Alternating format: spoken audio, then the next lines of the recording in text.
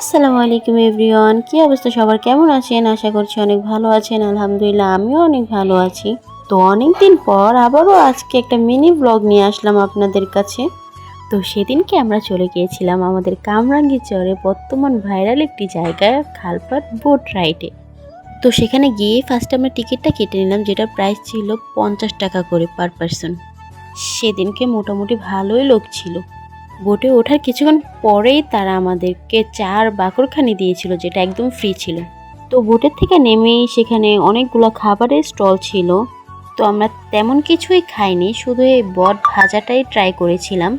দেন এই রেস্টুরেন্ট থেকে এই রাইস বলটা ট্রাই করেছিলাম, যেটা অনেক মজার ছিল।